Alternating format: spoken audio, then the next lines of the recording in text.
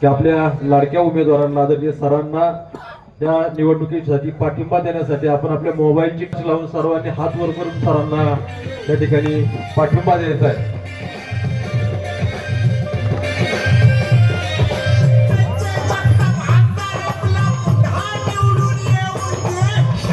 ज्येष्ठाचा भाऊली वैवतीचा पाठीराखा गरिबांचा आधार तो साऱ्यांचा आनंद रस्ते शेतीशी रस्ते महामार्गाचे हे काम केले शुभ हस्ते नेता पक्का शब्दाचा संजय जगताप हक्काचा नेता पक्का शब्दाचा नेता पक्का शब्दाचा संजय जगताप हक्काचा नेता पक्का शब्दाचा संजय जगताप हक्काचा नेता पक्का शब्दाचा संजय जगताप हक्काचा संजय जगताप हक्काचा संजय जगताप हक्काचा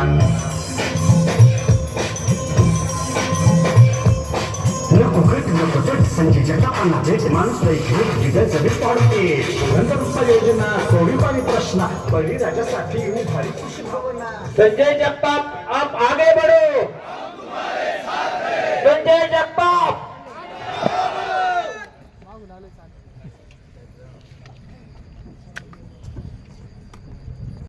2024च्या निवडणुकीसाठी महाविकास आघाडीचा उमेदवार म्हणून काँग्रेस पक्षाच्या वतीने त्या ठिकाणी महाविकास आघाडीने माझ्या नावाला अनुमोदन दिलं आणि त्या ठिकाणी पक्षाचं तिकीट मला दिलं. माझ्या अगोदर आदरणीय विजयदादांनी त्या ठिकाणी सांगितलं की आपल्या पुरंदर हवेली तालुक्यामध्ये खरं म्हणजे अनेक समस्यांनी घेरलेला आपला तालुका आहे. अनेक विकासाची कामं खंडित झालेली आहेत, अनेक विकासाची कामं खंडित केली जात आहेत. दुष्काळ सदृश्य परिस्थिती आहे, दुष्काळ परिस्थिती तयार केली जाते. पाण्याची कमतरता आहे, पाण्याची कमतरता तयार केली जाते. विकासाच्या कामांचा खूप मोठा बॅकलॉग आहे, विकासाच्या कामांचा बॅकलॉग तयार केला जातोय.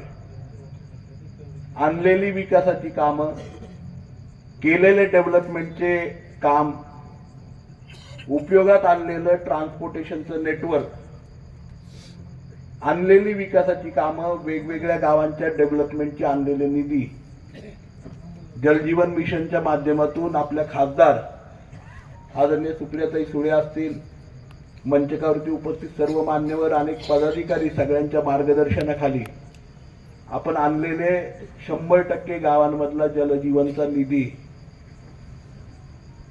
आणि त्याला न होऊन देण्यासाठी केला गेलेला सगळा प्रयत्न, ह्या सगळ्या गोष्टींमुळे खरं म्हणजे खूप मोठा बॅकलॉग, खूप मोठा कामाचा डोंगर आपल्या सगळ्या तालुक्यामध्ये आहे. विजयदादांनी या ठिकाणी सांगितलं, खरं म्हणजे अनेक रस्त्यांवरती, मग तो आपल्याकडे जाणारा आपल्या तालुक्यातला आंबळ्याचा रेल्वेच्या खालचा ब्रिज असेल, पिसर्वे भोसलेवाडीच्या कॉर्नरवरती पारगावच्या तिथे असणारा रेल्वेच्या खालचा ब्रिज असेल, त्या ठिकाणी सुकलवाडीच्या तिथे वाल्ल्याच्या तिथे असणारा रेल्वेच्या खालचा ब्रिज असेल, येऊरच्या तिथे असणारा रेल्वेच्या खालचा ब्रिज असेल, ह्या सगळ्यांमध्ये त्रुटींमुळे त्या ठिकाणी पाण्याचं साठवण होणं किंवा ते ब्रिज पावसाळ्याच्या काळामध्ये त्या ठिकाणी निकामी होणं, ह्या सगळ्या गोष्टी त्या ठिकाणी आहेत. विकासाची अनेक कामं आणली असताना निकृष्ट दर्जाचा रस्ता होणं, विकासाची कामं थांबवणं, विकासाच्या कामांना जागा उपलब्ध न करून देणं, काही कामांना स्टे आणणं, ह्या सगळ्या गोष्टी झाल्यात. आज मी या ठिकाणी कारणं द्यायला उभा नाहीये, परंतु ह्या सगळ्या गोष्टी करत असताना अनेक गोष्टींना त्या ठिकाणी दिशा द्यायचं काम केलंय. 2017-18ला महाराष्ट्र सरकारने त्या ठिकाणी पुरंदर विमानतळाला हिरवा कंदील दिला, परंतु 7 गावांचा विरोध आणि त्या ठिकाणी असणारा लोकेशनची त्रुटी की ज्याच्यामुळे विमानतळ त्या ठिकाणी होऊ शकत नाही, आणि झालं तरी ते 30 वर्षापेक्षा जास्त काळ त्या ठिकाणी त्याचं एक्सपान्शन होऊ शकत नाही. आणि म्हणून केवळ मी नाही,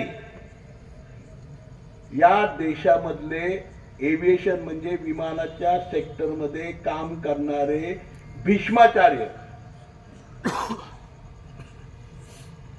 air chief marshal Bhushan Gokhale, ATS chief म्हणजे एअर ट्रॅफिक कंट्रोलचे चीफ म्हणून रिटायर झालेले कॅप्टन जोशी, सारंग लोखंडे यांनी सुचवलेलं लोकेशन की जिथे भविष्यातला पुणे डिव्हिजनचा 150 वर्ष पर्यंत विमानाची वाहतूक सुरळीतपणे चालेल अशा प्रकारचं लोकेशन, तेही पुरंदर तालुक्यात, हे सुचवायचं काम आहे ना त्या ठिकाणी आम्ही केलं. मंचकावरती उपस्थित सर्वांच्याच वतीने 2018ला त्या ठिकाणी गुंतवणुकीची कहाणी मला आपल्या सगळ्यांना सांगायची नाही, परंतु 2018 साली गुंजवणीची योजना बंद पाईपलाईन मंजूर झाली. ती 72 किलोमीटरची योजना, त्याच्यामध्ये आजपर्यंत त्या सरकारने सुरू केलेल्या योजनेच्या मंजुरीमध्ये कुठलाही बदल नाही केला. हो, आम्ही विरोध केला. दोनच गोष्टींना विरोध केला. एक म्हणजे ती योजना जी वीरची समगीर वस्ती, लपतळवाडी, जेऊर, मांडकी, पिंपर, निराशिवता करार ह्या भागामधून जर ती राखच्या वेशीवरती जात असेल तर त्याला आम्ही विरोध केला. आणि आम्ही त्या ठिकाणी सांगितलं सगळ्यांनी निश्चित की माहूर मार्गे, परिंच्या मार्गे, हरणी मार्गे, वाल्ल्याच्या डोंगराकडून ती राखेला त्या ठिकाणी रामलिंग धाब्याच्या तिथून राखेच्या तलावापर्यंत गेली पाहिजे 1993च्या कॅनॉलप्रमाणे. याच्यासाठी ते काम थांबवलं.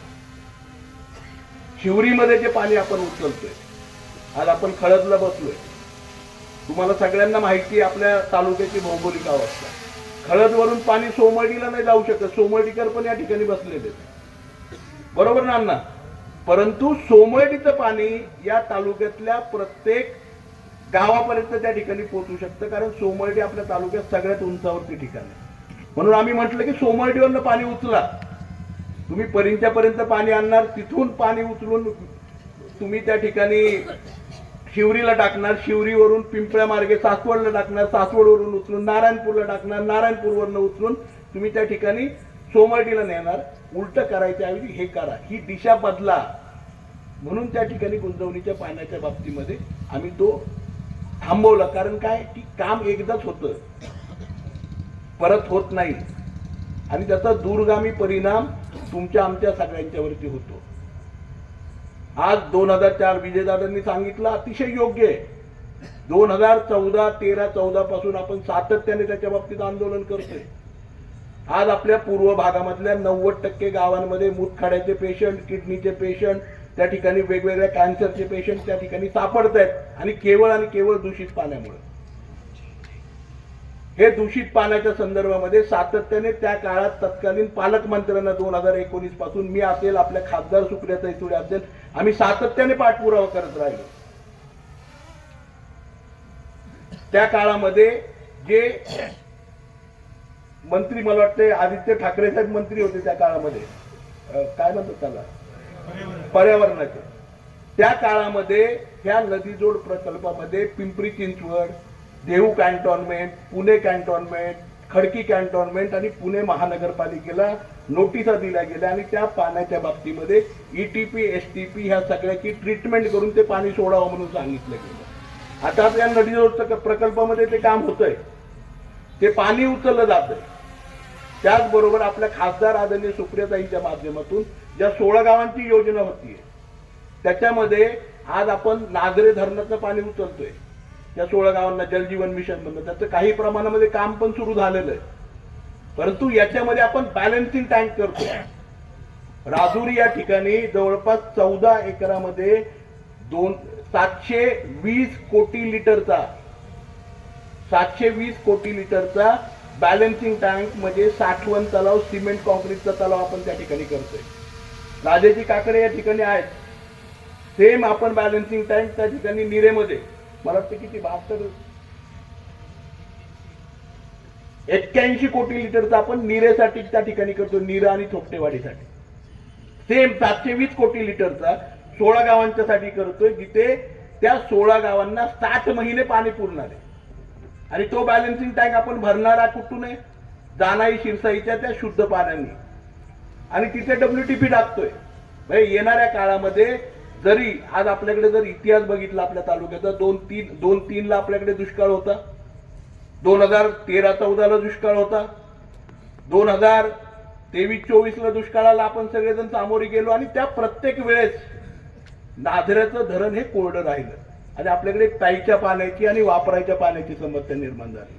पण तुम्हाला आपल्या सगळ्यांना खात्री द्यायची आहे, येणाऱ्या काळामध्ये आपल्या खासदार आदरणीय सुप्रियाताई सुळे असतील, आम्ही सगळ्यांनी त्या ठिकाणी नियोजन केलं.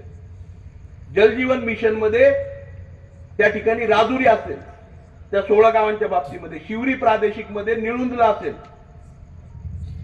निरेला असेल, सासवडला पिंपळे या ठिकाणी सासवड नगरपालिकेसाठी असेल आताच्या स्कीम मध्ये,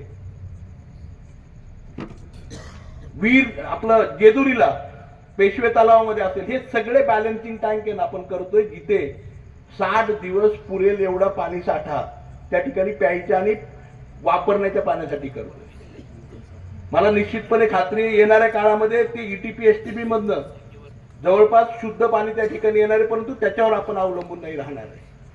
तर आपण या प्रकारे ते पाणी करतोय, जेणेकरून ह्या पाण्याच्या योजना पूर्ण झाल्यानंतर नाझऱ्याच्या धरणामधून त्या ठिकाणी MIDC साठी सुद्धा पूरक योजना ऍडिशनल करतोय.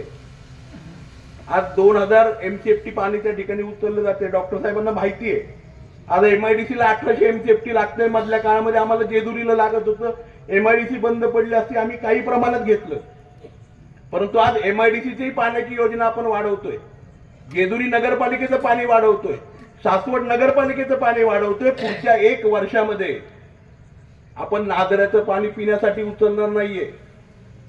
जेजुरी नगरपालिका MIDC एक थेंब पाणी नाझऱ्याचं इंडस्ट्रीसाठी उचलणार नाही.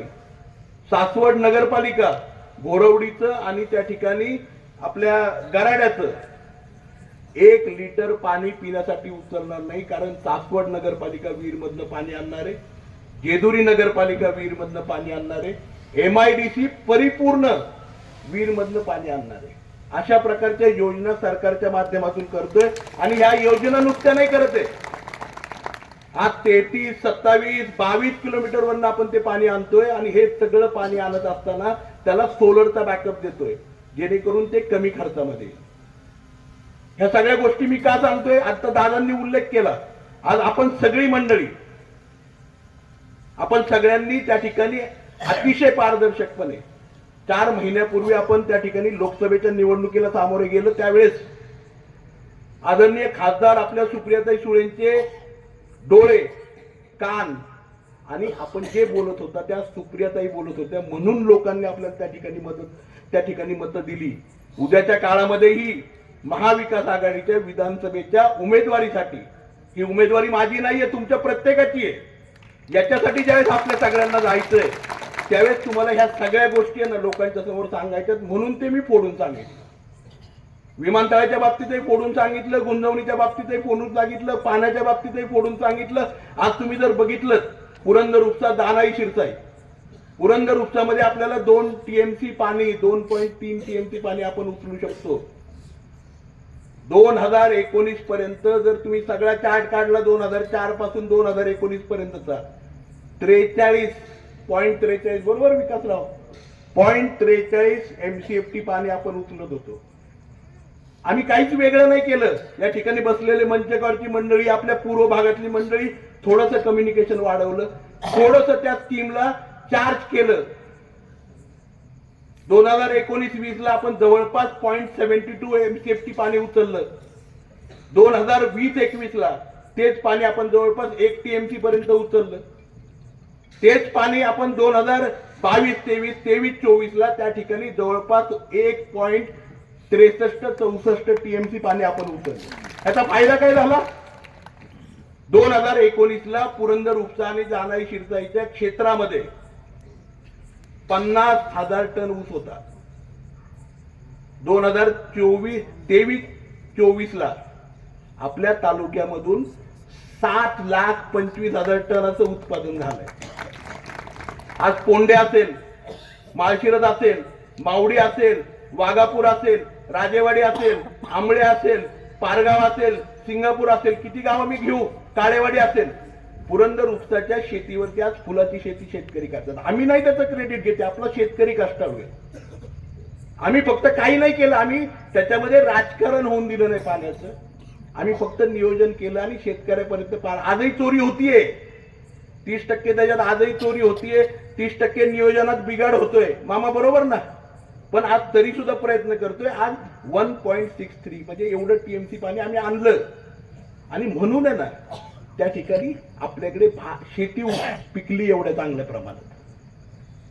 हे ना महाविकास आघाडीचं, आपल्या सुप्रियाताईंचं, आपल्या सगळ्यांचं क्रेडिट आहे.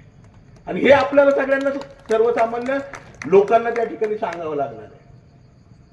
असे कितीतरी गोष्टी आहेत, अनेक रस्ते आहेत, काही गावांचे 40-40 वर्ष नव्हते झाले, 30-30 वर्ष नव्हते झाले. अनेक पानन रस्ते आहेत, अनेक योजना आहेत. मधल्या काळामध्ये कोणी म्हटलं आपल्याला, MSEBीचं आंदोलन केलं, लोक ऐकत नाही. तुम्हालाही माहिती आहे, मलाही माहिती आहे. ऐकायचं म्हटलं तर कुणालाही ऐकायला लावतो आपण. जे बोलतात त्यांनाही. परंतु मला एक गोष्ट सांगायची, 2007-08 चे लाईटचे कनेक्शन, 2013-14 पर्यंत लाईटचे कनेक्शन, डीपीचे कनेक्शन आज होत आहेत का नाही? डीपी बदली मिळाले का नाही कनेक्शन लोकांना? आज लाईटच्या बाबतीत काहीतरी सुधारणा झाली? मधल्या उपोषणामुळे 181 कोटी रुपयाचा निधी आला. हा तो थांबवला नंतर त्यांनी, पण आला. आज बदल करायचा प्रयत्न करतोय सुप्रियाताईंच्या माध्यमातून. सबस्टेशन आपल्याकडे झाले. आज व्होल्टेजचा काही ठिकाणी प्रॉब्लेम आपला सॉल्व्ह झालाय, काही ठिकाणी अजूनही आहे. आजही आपल्याकडे एक सबस्टेशन आहे फक्त साकोड्याचं. आपण नव्याने त्या ठिकाणी दिव्याला सबस्टेशन करतोय, जेणेकरून पुढच्या काळामध्ये आपली कुठली लाईट जर गेली पुरंदर तालुक्यातली, केवळ 15 मिनिटं स्विच ओव्हर करायला लागणार आहे. हे नियोजन आम्ही करतोय. जे आपल्याकडे आपण जर बघितलं रेशीम केंद्र, आता काही मंडळींनी त्या ठिकाणी तुम्ही बघितलंय, आपल्या तालुक्यामध्ये सध्या साड्या वाटप आणि होम मिनिस्ट्रीचं तर पेव फुटलंय.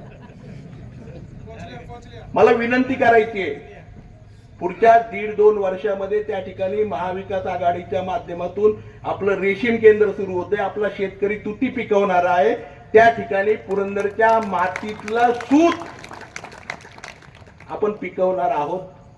त्याच्यातनं धोतर पण होणार आहे, साड्याही तयार होणार आहेत, आणि आपली पैठणी पुरंदरची त्या ठिकाणी तयार होणार आहे. आणि त्यावेळेस या सगळ्या महाशयांना मला सांगायचंय, तुम्हाला परत एकदा फुकट द्यावी लागणार आहे, पण आम्ही नाव नाही छापणार त्याच्यावर. आणि हे सगळं मी हे का सांगतोय, हा प्रचाराचा मुद्दा आहे. ह्या सगळ्या गोष्टी ना तुम्हा सगळ्यांना ना त्या ठिकाणी मांडाव्या लागणार आहेत, लोकांच्या पर्यंत जावं लागणार आहे. कारण आज मी उमेदवार म्हणून नाही सगळीकडे पोहोचू शकणार, सुप्रियाताई उमेदवार म्हणून कुठे नव्हत्या पोहोचू शकल्या. आज आप्पा असतील, आम्ही असतील, आम्हाला मर्यादा आहे पोहोचायला. परंतु आपल्या प्रत्येकाला घराघरापर्यंत, दारादारापर्यंत, प्रत्येक शेतकऱ्यापर्यंत, प्रत्येक तरुणापर्यंत जावं लागणार.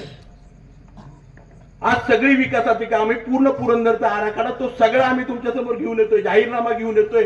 भविष्यात पुढचे 5 वर्ष हायर एज्युकेशन मध्ये इंजिनिअरिंग कॉलेज असेल, मेडिकल कॉलेज असेल, स्वतःचा कारखाना असेल, आपलं मेडिकल हॉस्पिटल असेल, ह्या सगळ्या गोष्टी घेऊन येतोय.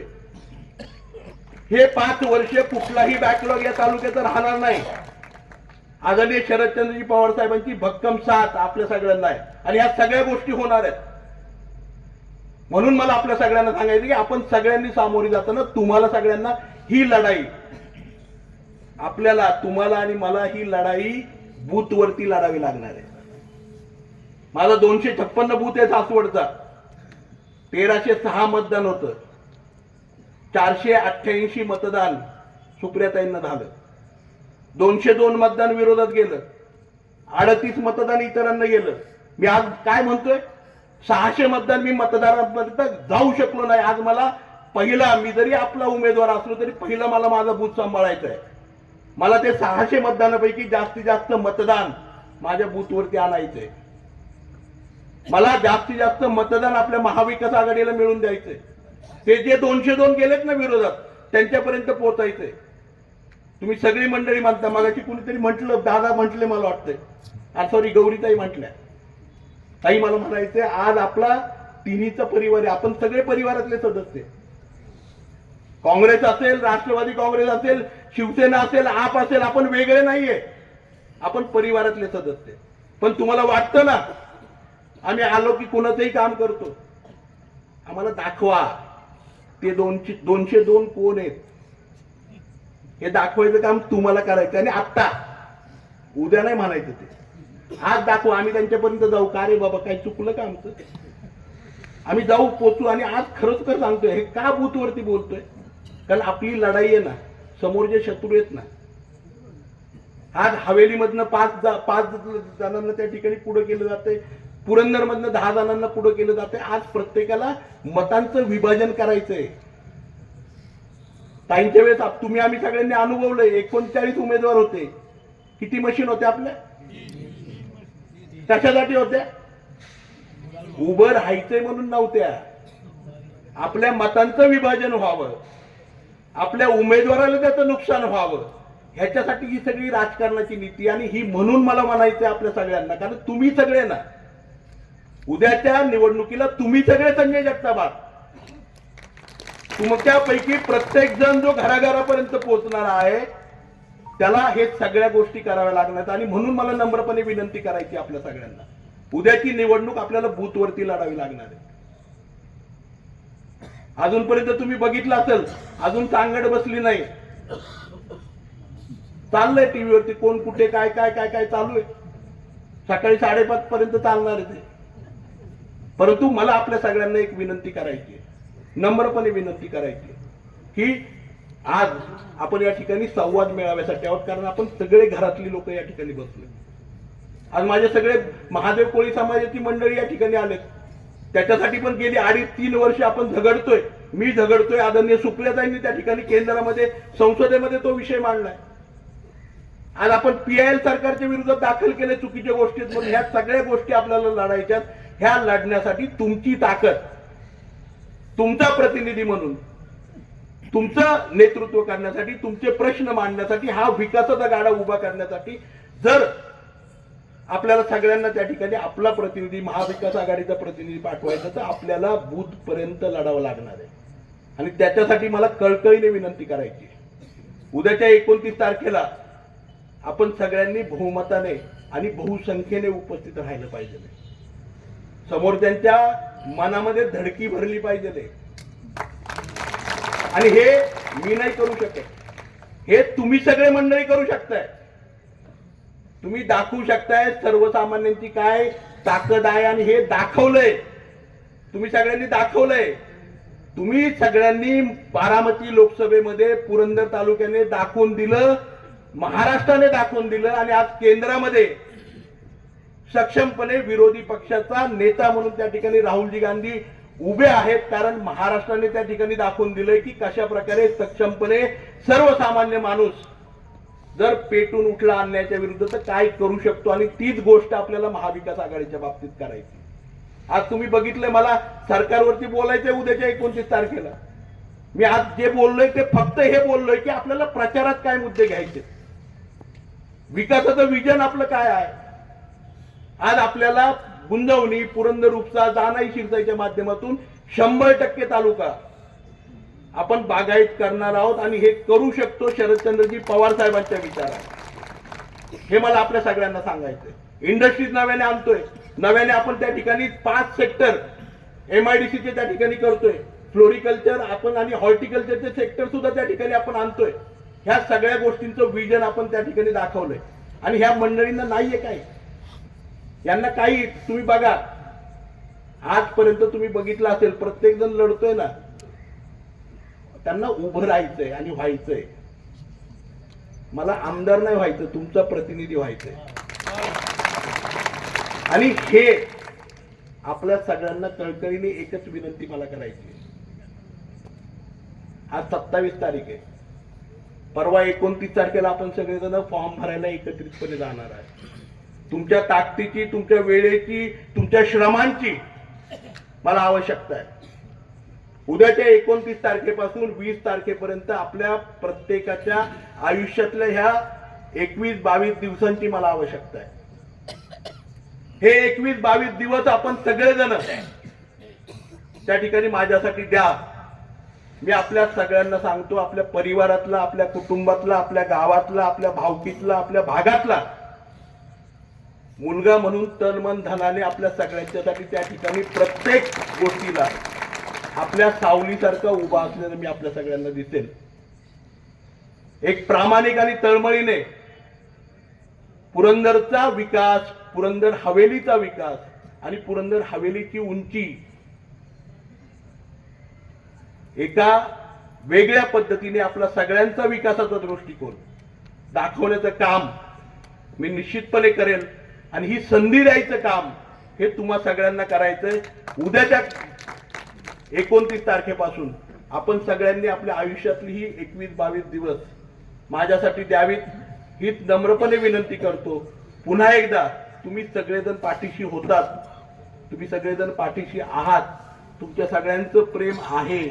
तुम्ही सगळ्यांनी त्या ठिकाणी मला जो मान सन्मान, जो आदर दिलात, तर म्हणजे 5 वर्ष अनेक त्रुटी माझ्याकडे आहेत. मला माहिती आहेत माझ्या त्रुटी काय आहेत, त्या अनेक चुका माझ्याकडे आहेत. पण घरच्या मुलासारख्या माझ्या प्रत्येक चुकाला त्या ठिकाणी डोळे झाक करून तुम्ही नेहमी मला पुढे केले. आजही माझ्या उमेदवारीच्या बाबतीत तुम्ही सगळ्यांनी शिफारस केली आहे, मला माहिती आहे, म्हणून मला उमेदवारी मिळते. विकास आघाडीची उमेदवारी मिळणं काही खेळ नाहीये. आज ही उमेदवारी मिळते कारण तुम्ही सगळेजण बरोबर आहात. उद्याच्या काळातही मी अपेक्षा ठेवतो 20 तारखेला आपण सगळेजण माझ्या पाठीशी उभे राहाल आणि उद्याचे 20-22 दिवस आपण सगळेजण मला द्याल हीच अपेक्षा या ठिकाणी व्यक्त करतो. आणि उद्याच्या 29 तारखेला आपण बहुसंख्येने उपस्थित राहूयात. तुम्हाला मला येत्या 29 तारखेला महाविकास आघाडीचे उमेदवार म्हणून आपले सर्वांचेच लाडके नेते, या तालुक्याचे कार्यक्षम आमदार संजयजी जगताप यांचा उमेदवारी अर्ज आपण त्या ठिकाणी भरणार आहोत. आणि या उमेदवारी अर्ज भरण्याच्या प्रक्रियेच्या माध्यमातून तुमच्याशी संवाद साधण्यासाठी आज आपली संवाद सभा या ठिकाणी घेतलेली आहे.